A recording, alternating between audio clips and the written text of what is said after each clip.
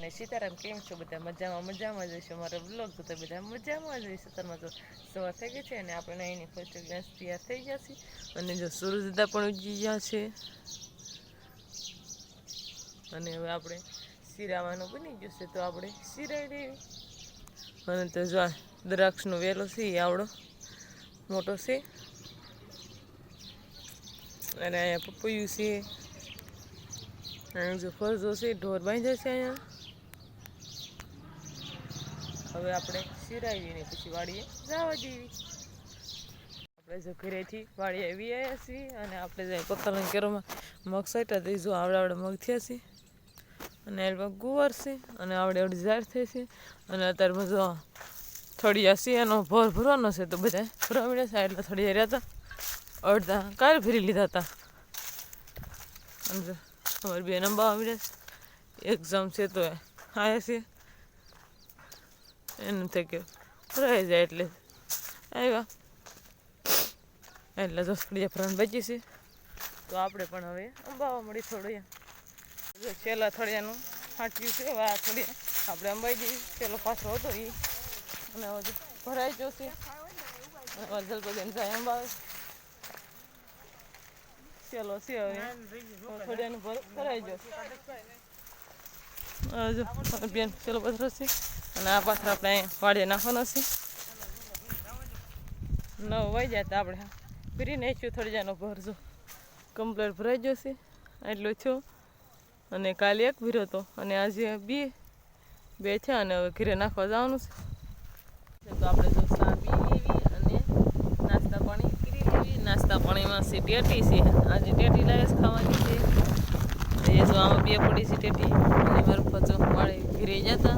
ભર નાખવાની વીએ છે દાંતી છોડીને હવે આમાં દાંતી હાકી નાખવી એટલે તપમાં બને ઉનાળો આવી ગયો એટલે હવે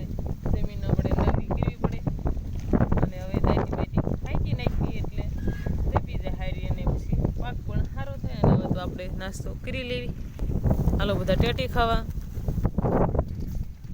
ચા પાણી નાસ્તો કરીને આપણે વીઆઈએસવી થળિયા ખેવા જો થળિયા ખેવા નથી ને જલપાબેન આપણે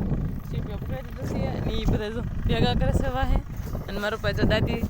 આંકવાનું શરૂ પણ કરી દીધું છે ને આપણે જો આ કેક થળિયા ઉભા એ ખેવાના છે સીપીએમાં આવે એટલે ખેવાઈ જાય જો આપણને પકડાઈ દીધો સીપીઓ જલપાબેન એટલે થળિયા ખેવા મળી અને મારા પાસે દાદી આંકવા મળ્યા છે અમારી બાજુ થળિયા વીણે છે અને અમારા સલ્પાબેન પણ થળિયા વળે છે તો આપણે હવે ખેવા મળી ખેવાનું પણ શરૂ કરી દીધું છે હાલો બધા થળિયા ખેવા બપોર થઈ ગયા છે અને હવે જો વાડીએ ભાત આવી ગયું છે અમારી ગબીબેન જો ભાત લઈને આવ્યા છે શનિવાર હતો એટલે રજા પડી જાય 11 વાગે કેરીનો સંભારો કરે છે આ જો સેવ ટમેટાનું શાક છે સાઈઝ છે અને જો ઘઉંની રોટલી છે ને બધા બપોરા કરવા બેસી જશે અને આમ બાની જે આવ્યા છે તો હવે આપણે બપોરા કરી લેવી 3 વાગી જશે ને હવે જો ચા પણ બની જશે તો આપણે પીવાનો છે ગોપીબેન જો ચા પીવે છે આપણે પણ ચા પી લેવી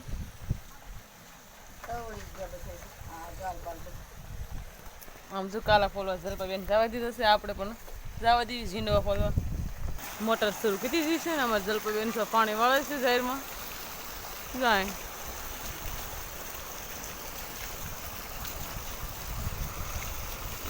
બેન તો કાલા ફોલવા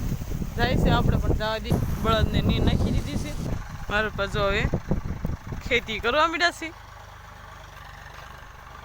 દાયતી આંકે છે અત્યારે તડકા બહુ પડે એટલે જો ઝાડ લંઘાવા મળે છે અને જલપાબેન પાવા મળ્યા છે અને કાલા બધા જો ઝીણવા નાખ્યા હતા એ બધા તવડી જશે તો આપણે વીણવા મળીએ તો હાલો બધા વીણવા કાલા ફોલવાના છે કાલા જો આટલા બધા છે ક્યારે ફોલાશે આ બધા હાલો તમે બધા આવો તો કાંઈ આપણે ફોલાઈ જાય બી આવ્યા છે અને હવે જો રસોઈ પણ બનવા મળી છે જો સા મૂકી દીધો છે બેને ઉકળવા માંડ્યો છે. નમસ શાક બનાવી નાખ્યું છે ને હવે રોટલી ખડવા જવાનું છે. લાપસી બનાવી છે અને ખોડિયારમાં જુવારવા જાય છે અમારે ગવીબેન સાણું લઈ. હવે જો દક્ષીબેનને આપણે લોટ પકડાઈ દીધો છે અને કે રોટલી કરવા જતી તો આપણે રોટલી બનાવવા મળ્યા છીએ. હવે તો આપણે રોટલી બનાવી નાખવી. હવે તો રસોઈ બનાવી નાખી છે અને આજે રસોઈમાં કંઈક નવી જ આઈટમ બનાવી છે. મારા બાએ લાપસી બનાવી છે, કોબીનું શાક છે, ઘઉંની રોટલી છે અને આમાં જો સાદું નાખ્યું છે. અમારા સંજયભાઈ જો સાદું પીવે છે અને બધા હવે વાળું કરવા બેસી ગયા છે.